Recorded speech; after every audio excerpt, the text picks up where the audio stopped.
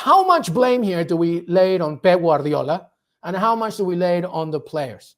What is going on? Because when you talk about it before, you said City were the kind of club for so many seasons, and it continues to be so. The season isn't over, right? 6 out of the last 7 Premier League titles where they can solve puzzles, right?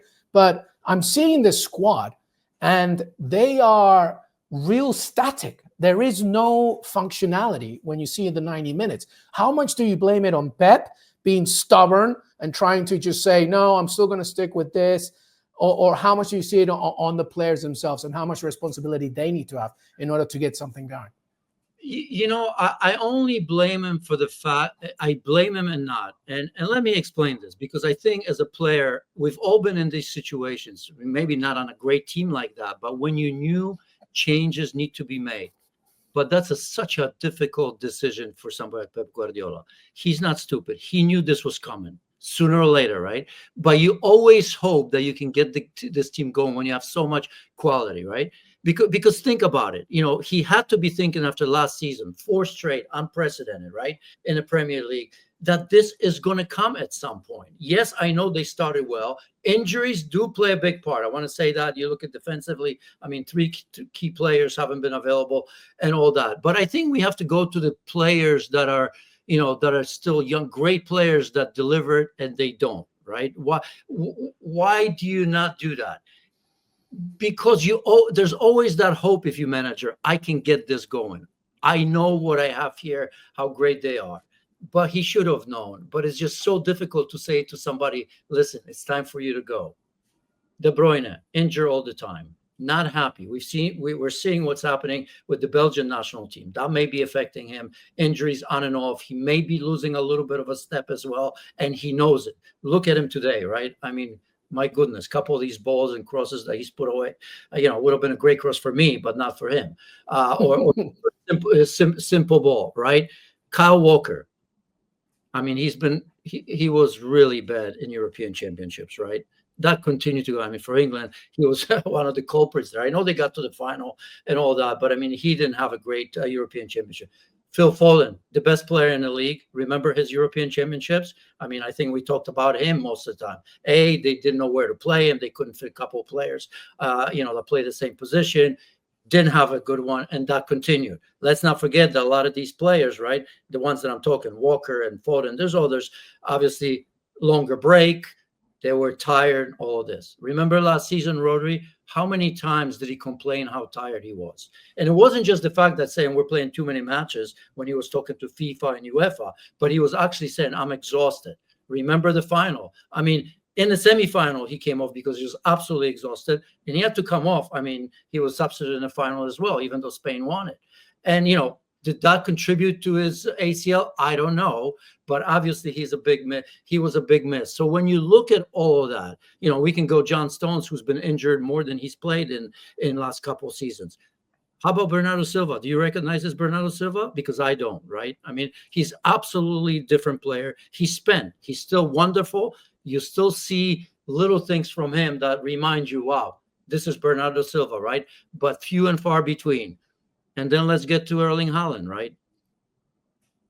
I was getting in trouble, even though I respect him. But I've said this here many a times. This is a player that cannot create anything for himself. And this is not new.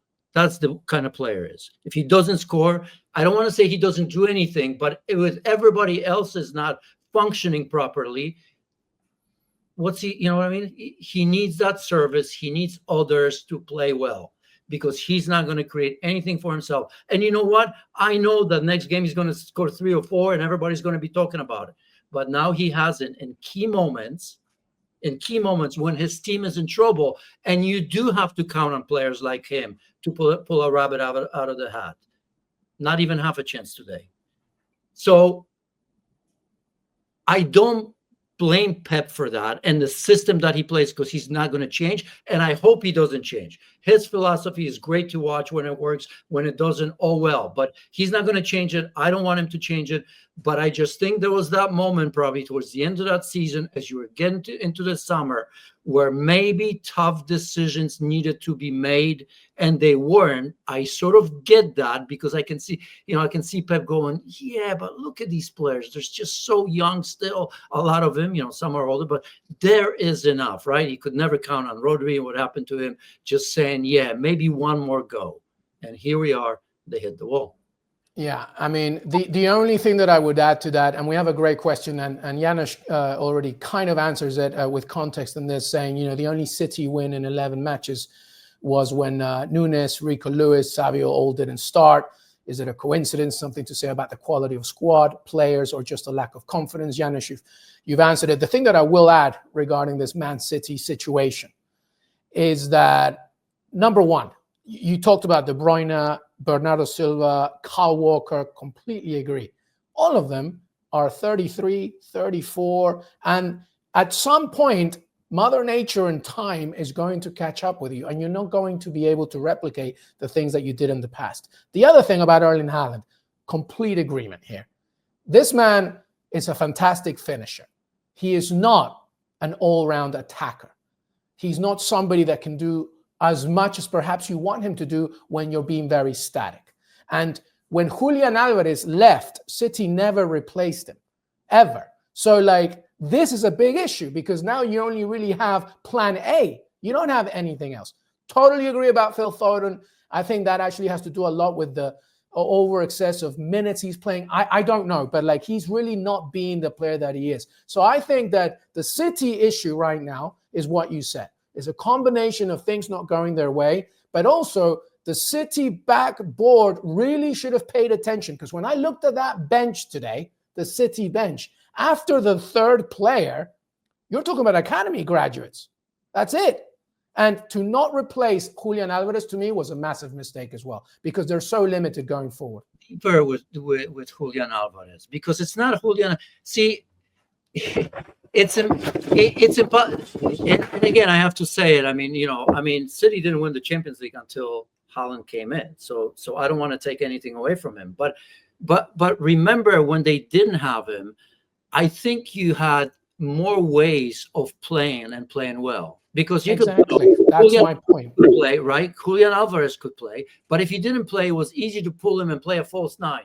And we've seen even Kevin De Bruyne and Bernardo Silva, and that combination play was great, and we didn't have to worry. Now you have a player that can only play that position. You have Erling Haaland. You spent a lot of money on his contract. We all know his management and his dad. I mean, this is a player that thinks he's going to be in Real Madrid. It's hard to take him out, right? Because it was easier to take Alvarez out, or if you didn't like the way he played as number 9, you played him wide, right? On the right side or on the left side. So you had more options before Erling Haaland came in. And again, I mentioned the Champions League because, I've made that point before, and somebody says, well, yeah, they were great in the Premier League, but maybe it was because of Haaland that they won the Champions League. If that's the case, fair play. But I think Haaland poses a major problem because you almost as a manager have to play him because he does score all these goals. You've had so much success with him. And I just think that here it seems to me that maybe, just maybe, Pep fears the reaction of Erling Haaland if he was to take him out for extended period of time. I don't know if that's the case, but he's hard to kind of play in and out, right? With a false nine. Because there's no one else. There's no one else to put him in. That's the point about Julian Alvarez's absence. It's not necessarily about, I want everybody that's watching to know what I mean. It's not Julian Alvarez that I'm talking about. He is the one. It's what he represented. When during the season, right, even last season when Man City just won the Premier League, when Erling Haaland was struggling or he needed a rest or whatever it was, at least there was an option. You take him out, Erling Haaland, this season, and you almost have to completely change the trajectory of what Pep Guardiola wants to do because there is no replacement for him. And I don't know if it's Pep Guardiola's fault, if he wanted somebody in, but that's a major issue to me, a major issue. And obviously, as you mentioned from the very beginning, it is that simple of a problem, but Rodri's absence is gigantic. Janusz, it's just massive, is it not? It's just so big. Maybe not so today it was exposed, but definitely the Juventus one. I mean, when Juventus were going forward, they had acres. Grand Canyon spaces in the middle to just do whatever they want. Rodri, at the very least, represented some kind of stability in the middle. And when you have a Kevin De Bruyne that's 33 years old, Bernardo Silva, Ilkay Gundogan, all really just aging. It's just what it is. And you don't have Rodri, then there's a problem. Well, and you didn't have Kovacic for a lot of the games, right? I mean, Right. Injuries. Yeah. I think there was. I remember during one of the international breaks, and that was obviously, I think his wife was expecting a baby. He's missed a couple, games for Croatia. There might have been a game for Manchester City. I can't remember, but plus the injuries, you have a player that obviously is not the same, but I think gives you a little bit more than Ilkay Gundogan playing number 6, because you could have used him elsewhere. But you have to account for that, right? You never think it's going to happen, but obviously to say, you have to have a solution for something like that. It's not an easy one, because it's not just what he does on both sides of the ball, but obviously his leadership as well.